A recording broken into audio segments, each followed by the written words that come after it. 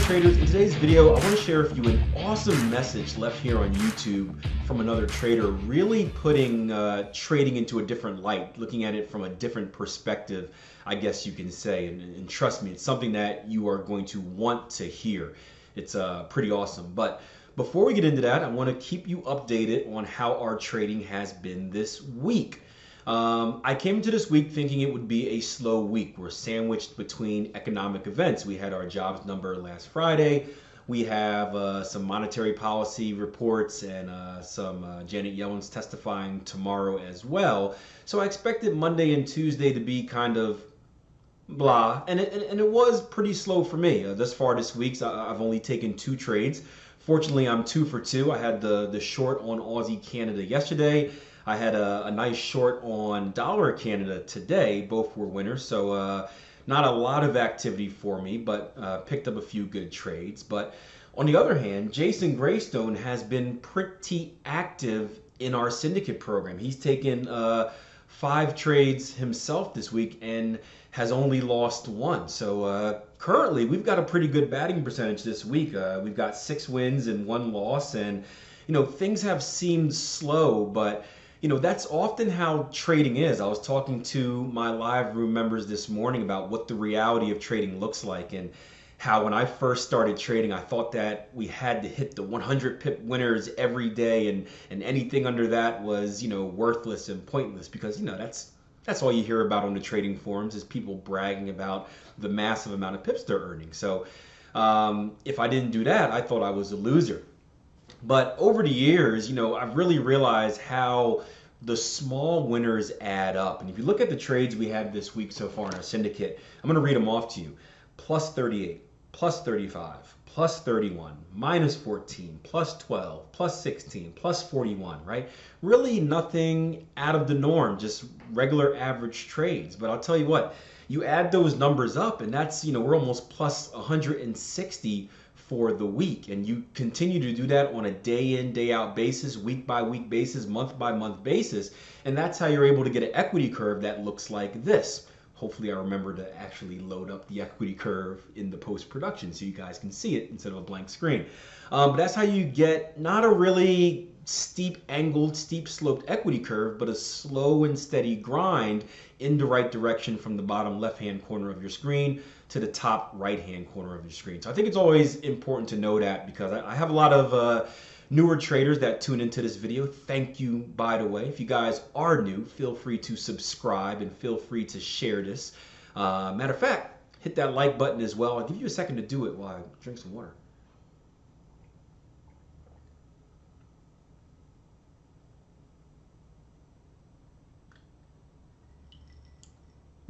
Oh, that's good. That's real good.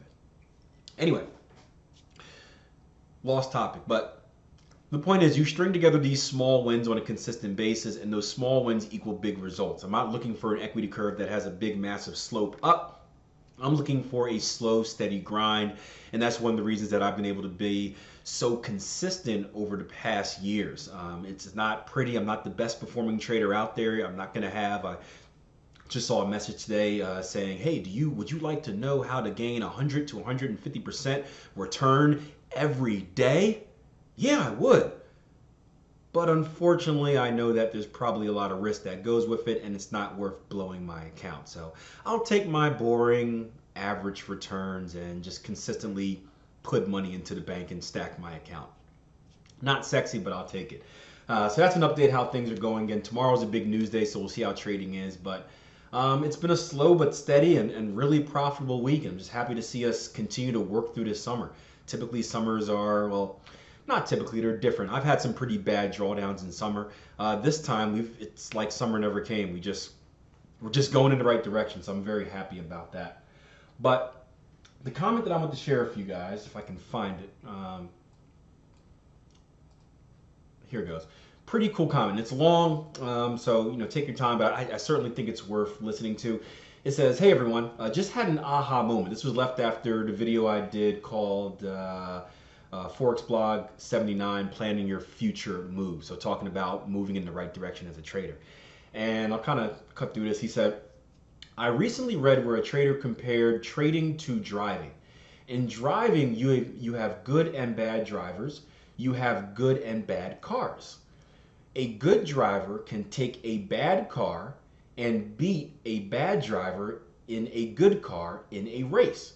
The good driver does this through his knowledge and abilities in driving. Applying this analogy to Forex trading or trading in general, where's that here?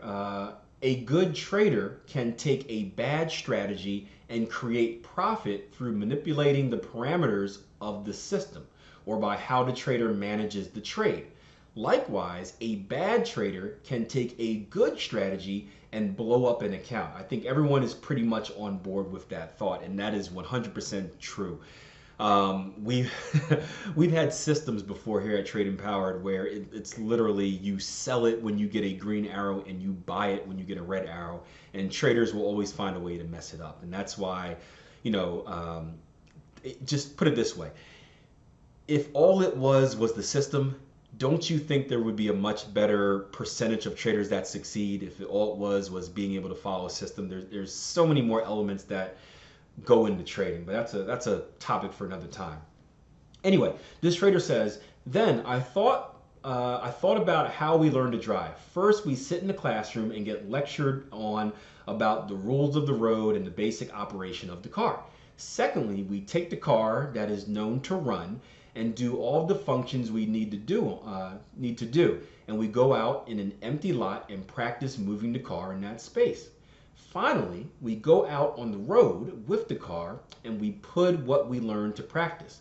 In this analogy, the classroom is listening to successful traders like Akil. That was so shameless. We glean important information from their videos, blog posts, and courses. The car that we know to run is the set of trading rules that we have back-tested and have confidence in. The empty lot is during our demo account where we practice watching charts in real time and entering orders. Finally, our live account is the open road where we have not only our car and ourselves to contend with, but also other drivers, other traders, other participants in the market. For me, this analogy really helped me to see clearly that the exact strategy I use to enter and exit my trades is not terribly important. It does matter if I am trading based, it doesn't matter if I'm trading based on bat patterns, support resistance, or engulfing candles. What is important is that I have the confidence in my strategy, which comes from back testing the strategy, that allows me to get out into that empty lot, build my skills and confidence, then pull out into the road and give it a go. Like most drivers, I probably won't pull out of that empty lot and turn onto a high-speed interstate, but probably first cruise the neighborhood roads at a slow pace, then slowly work my way up to more advanced driving / trading. Hopefully this helps some of the other newbies out there. My apologies if it's not directly related to the video. And I thought this was excellent. I use the driving analogy all the time, but I never used it in this light where we talk about the learning and the practice lot. I think it's beautiful and something that we can all relate to. Now, I would say this just to add on to this trader's comment. After you're done, after you learn how to drive, or after you get your license and you're technically legal to drive, that's where the learning process just begins. And the same thing of trading. After you've graduated the course, after you have back tested your strategy, you've demo traded your strategy, and you're ready to hit the markets live, that's where trading really begins. Because as the trader mentioned, there are so many other elements, right? It's easy to demo trade. It's easy to just kind of back test when nothing is at stake. But as soon as you're on the road and you have the other crazies driving around, as soon as you're trading live money and you have all the other emotional things that come at you, right? The pain of losing money, the pleasure of being greedy and over trading.